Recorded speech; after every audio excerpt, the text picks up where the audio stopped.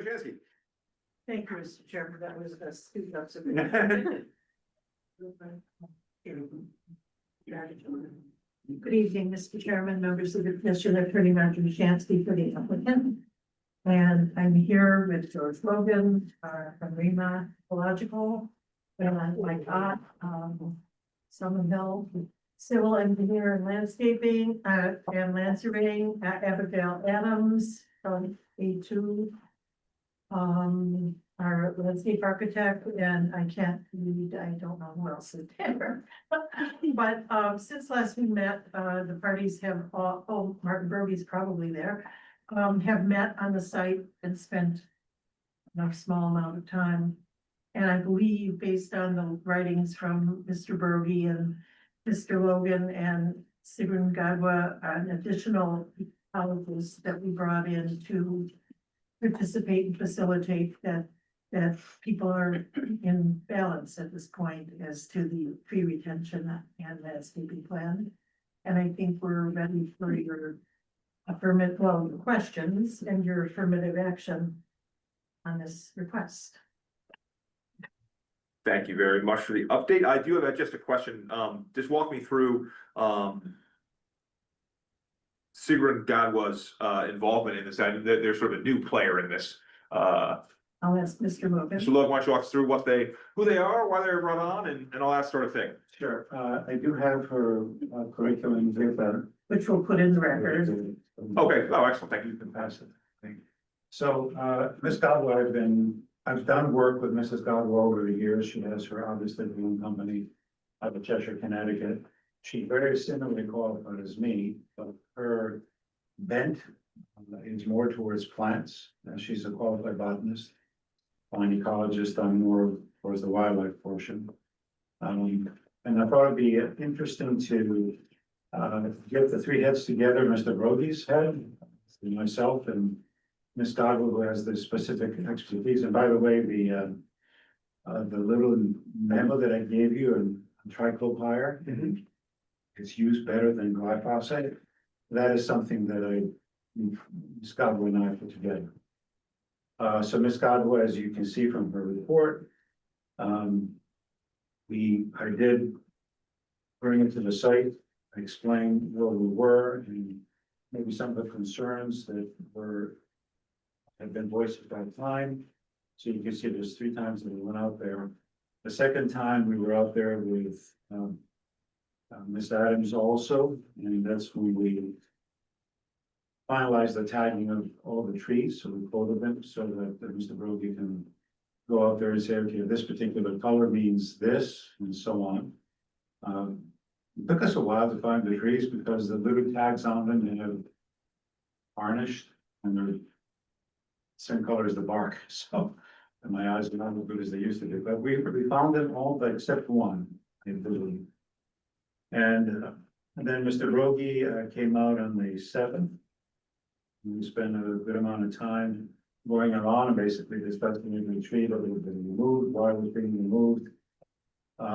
And that time he was able also to look at the pre-final plan, which now is, there's notations of the plan that you've seen before, but now what you have is a formal landscaping plan for the new 5-foot buffer. So all the shrubs and the trees that we've included, including the additional ones, have now been placed in the plan. So Mr. Brogy could see that, we could all see it. Ms. Godwell did make a couple of recommendations on tree selection, just to diversify things a little bit.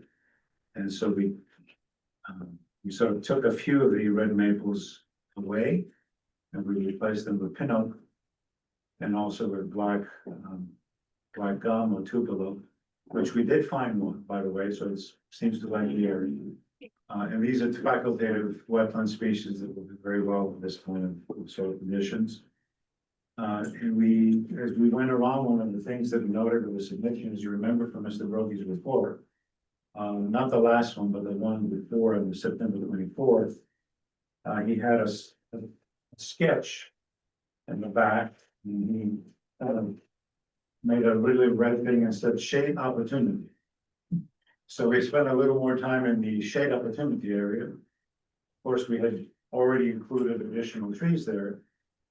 But as we went around counting the trees, we discovered that there was one in particular, red maple, that was significant.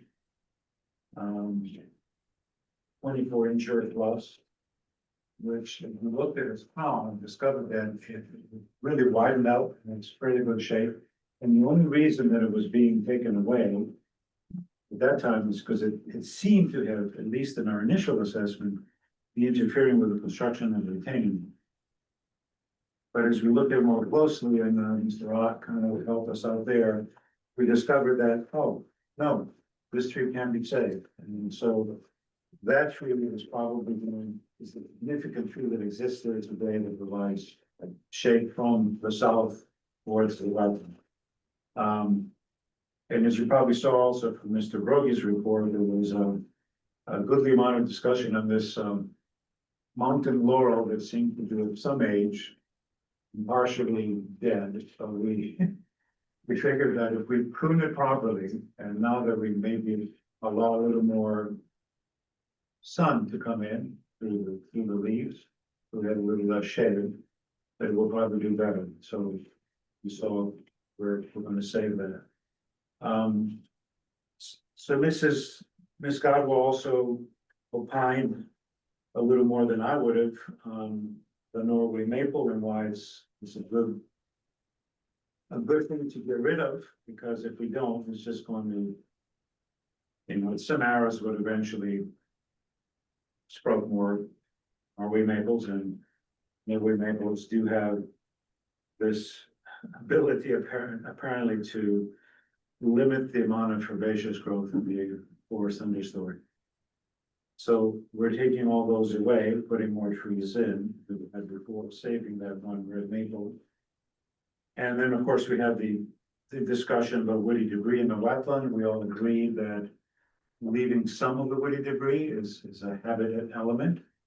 That's good. And we decided on a 15% or thereabout. If it's a little more, that's good. And removing the rest just by hand tools and by ropes and winches. And Ms. Godwin made the recommendation that there should be no mechanized activity within at least 15 feet of the wetland boundary, which I don't think would be a problem at all. I think we can even be a little further away than that. 25 feet is, well, about here from there. So we can throw a rope and a winch, and we can do some trimming and allow for us to take this woody debris out.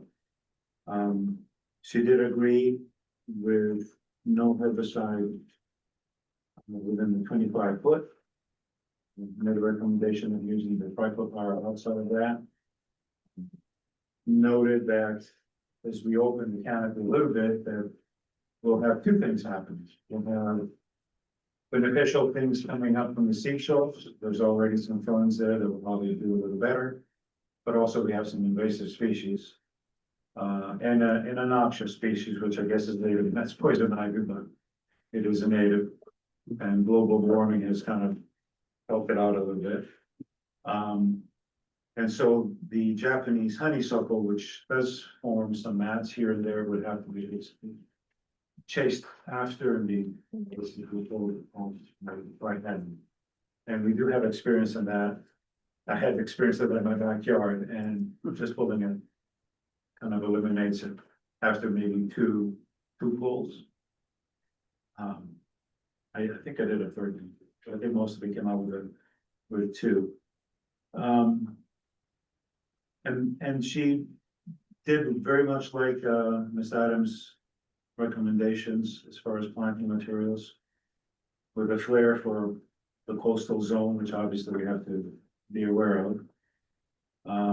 One thing also that we discussed in the field, which probably had not been mentioned to any great degree the last time, the idea for not going crazy and removing trees, and then therefore theory was that we would increase the evapotranspiration and the evaporation from the seasonal pond when it was ponded, But we kind of thought about that a little bit, and Mr. Brody agreed in the field that as we've discussed, the hydrology of this particular isolated wetland is groundwater fed. We said that it's somewhat also correlated or helped out by the backing up of water that's trying to get out to the coast when tide is high. So that influences the amount of water that's going to sit there. But evaporation is not an issue here because obviously it keeps getting replenished from groundwater.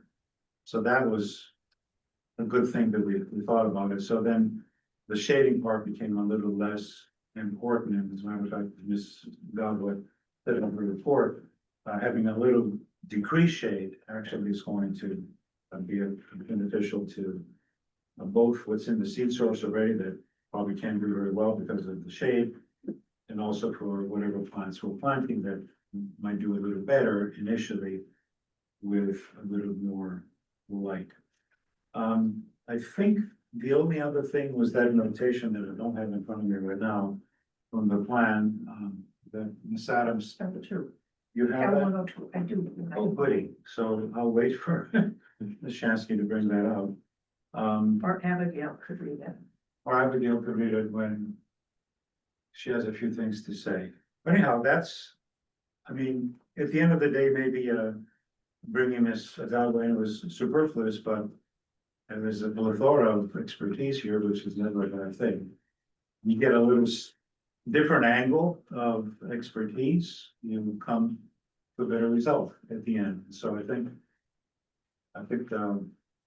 I definitely enjoy the camaraderie that took place in the field in the last one, where we all kind of going through our thinking and yeah, I think you were there for some of that, and then you had to leave, so Yeah. Lynette. So that was good. It was a good exercise at the end of the day. And You're looking at me. oh, yeah, Yeah, I think it would be auspicious if we could have Abigail. I have read it into the record previously. It's a note on sheet L102, and Abigail can read that, thank you. That provides for the annual review of the survival rate of the planted species to retain 80% and to provide reporting to and replanting as required. We wanted to emphasize that that is part of what the plans reflect, and so that is part of what we're requesting. And you could embed that into a condition of approval or just refer to it. But Abigail, could you perhaps read that note? Absolutely. So And that note states. Oh, I do. pardon me? Identify yourself for the record, that'd be lovely. Yes, sorry, Abigail Adams, registered landscape architect, owner of A2 Land Consulting out of New Fairfield, Connecticut. I will pull up that note as we are talking here, and that we is should- on sheet L-102. It is the last sheet of our set, which states landscape architect is to be engaged to review and sign off that plant material has been installed per the approved plans. Landscape architect to be engaged and prepare a yearly monitoring report due late summer, early fall after first growing season, and for 2 consecutive years following, to be submitted to the wetland enforcement officer. This monitoring report will confirm that 80% survival rate has been maintained on all new plant material and to monitor invasive material in the new planted areas. Thank you. Thank you. Welcome. For 2 consecutive years. Okay.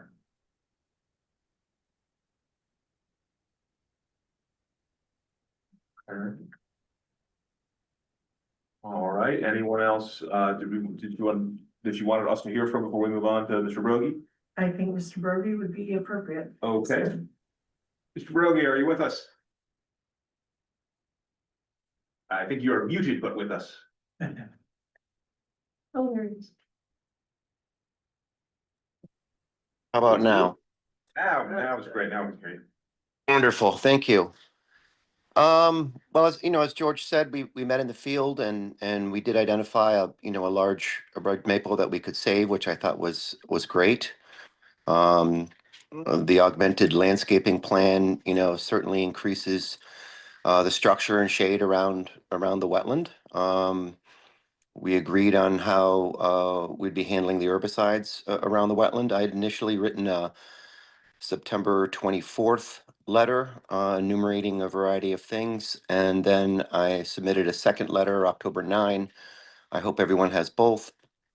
And the October 9 letter basically, resolves the issues that I brought up in my previous letter. So everything that I had raised has been addressed by the revised plans. Okay, so long story short, you had some concerns.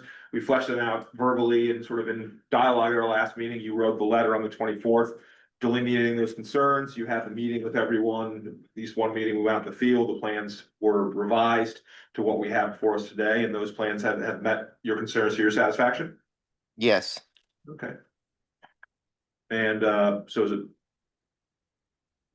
your opinion would be that there's nothing preventing us from approving the plan in terms of substantial harm to the wetlands?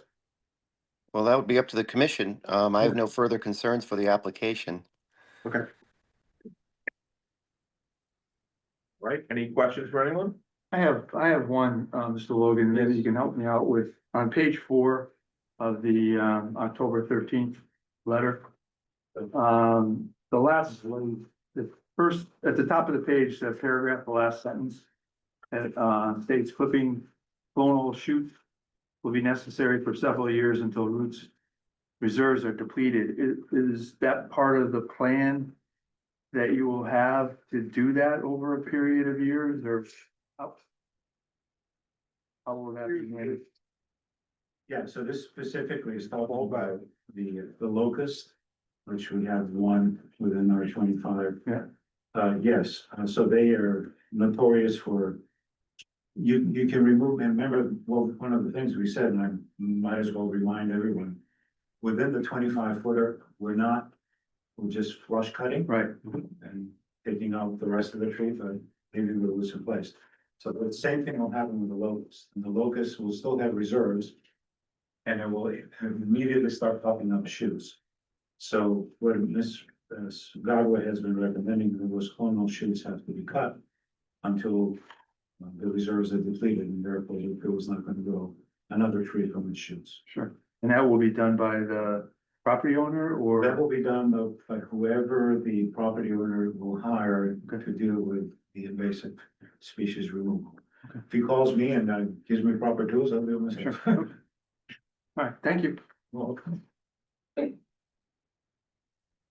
Any other questions for the applicant or for Mr. Roby, for anyone else? Matt? I just wanted to make an observation. Not 100% sure I'm correct on this, but when I was comparing the old landscaping plan to the most recent landscaping plan, looks like there are a lot more trees staying.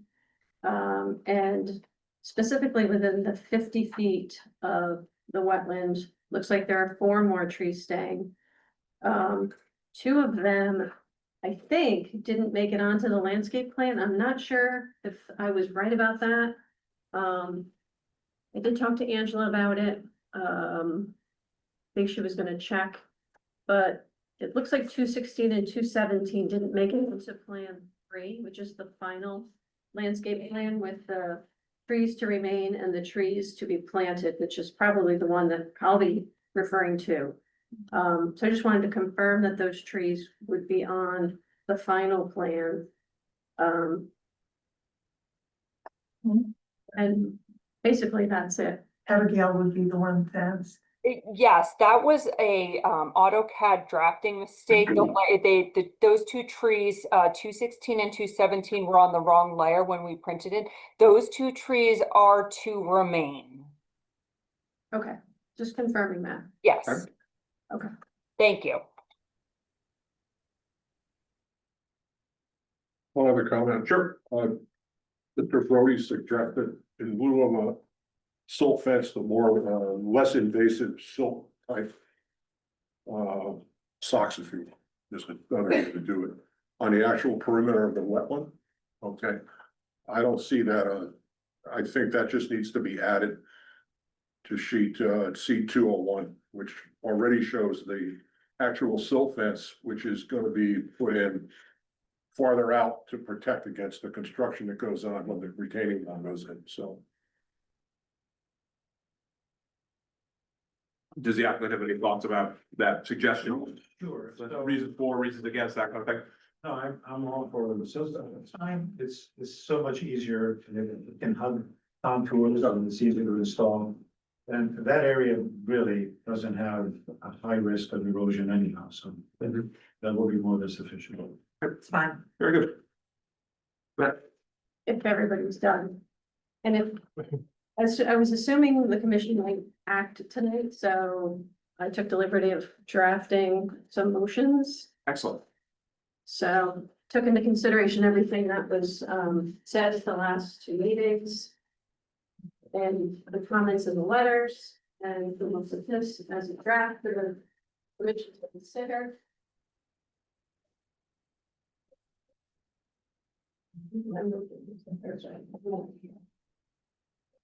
Yeah.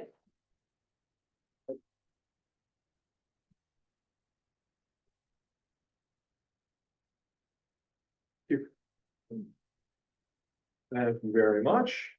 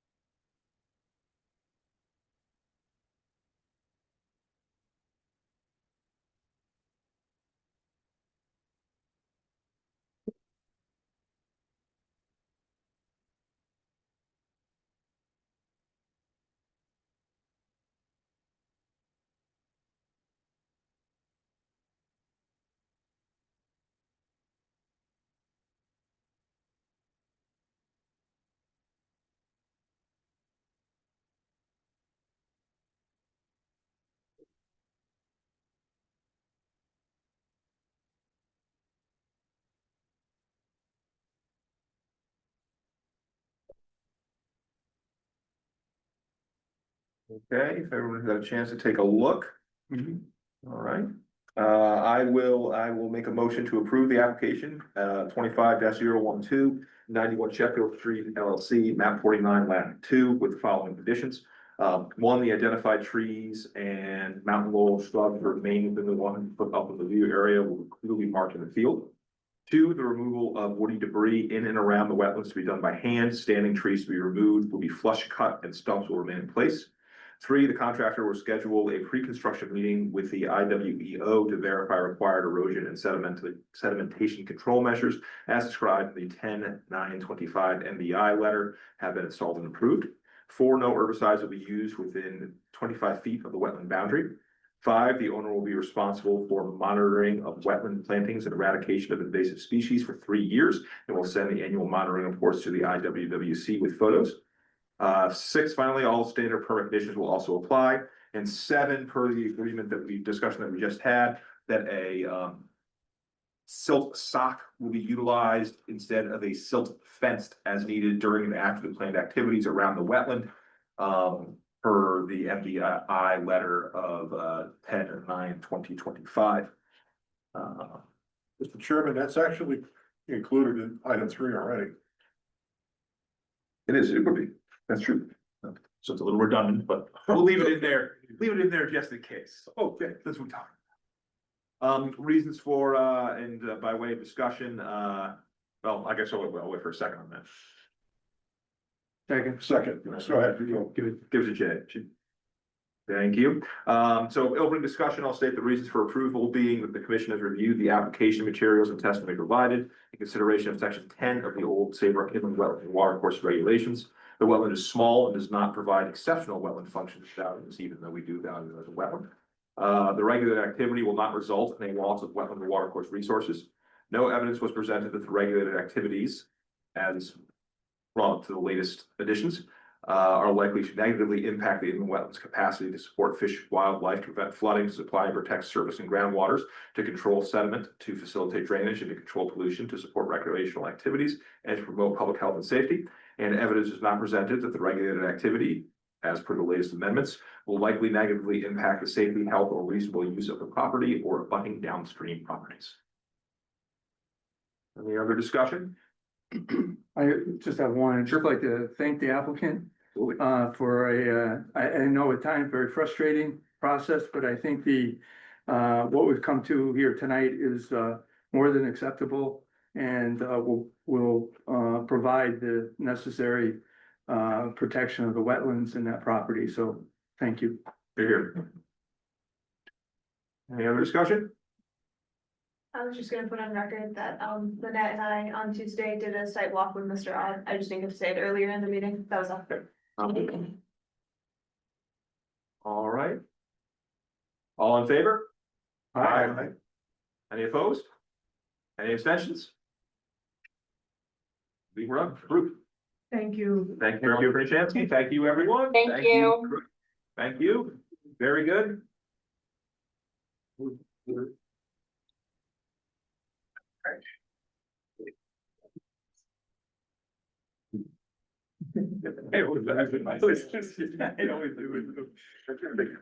All right, on to our regular business. We'll let everyone get sort of settled in here.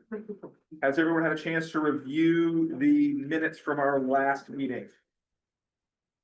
I reviewed the minutes and they seem acceptable to me. Okay, does anybody have any changes? No. No, Paul and Anna, we've got two eagle-eyed people here. He's gonna be on our toes. All right, here. Very good. Hearing no adjustments, I'll move that we approve the minutes as presented. She seconded. All second. Yeah. All in favor? Aye. Any opposed? Any abstentions? Hearing none, the minutes are accepted and this is now adopted. Okay, committee representative and staff reports. Anything? Not really, not this time, nope. Okay, all right. Just a update on zoning. that Yes, please. We're very much in a lull right now with applications. God bless you. Yeah, I know. While we wait for a number of special exceptions to come through, as well as at some point the Whole Foods project, which is kind of just sitting there at this point. It will give us the time to look at a number of fixes that we have in the regulations that we've had on the table to review when we had time. So we'll be doing that in the next few meetings. Okay, thank you. And I wasn't able to go to the gathering of the land use agencies last night. Did anyone go to that event? Yes, all of Liz. Trust was a good event. Yeah, it was. Yeah, very important. Informative. Very good. They double booked us, they double booked that with our water pollution control authority. Okay. That's what I went to. And I had my annual training for the Mystic Aquarium Animal Rescue Program, so I had to go. I had to go to that. Okay, and our next item of business, the 2026 meeting calendar. Has everyone had a chance to take a look at that? Yep. All right. Ms. Stefan, There are no. how we looking? Conflicts, I checked the Jewish calendar. Excellent. I think I ask this every year, and I always forget, but what year are we in? 5786. There you go. All right, well then, hearing that there are no conflicts of none that I can see, I move that we accept the meeting schedule as presented. Second. Any discussion? All in favor? Aye. Any opposed? Abstentions? Hearing none, I think that does it for the inland wetlands meeting, but stick around, folks. We got aquifer protection. So I'll move to adjourn. Second. All in favor? Aye. Any opposed? Abstentions? None. That meeting is closed, and I will call to order. That was a good one. We're back on track, folks. We're back on track with our times. We can drag the next one out. Labor. Speeches from all the members on the floor.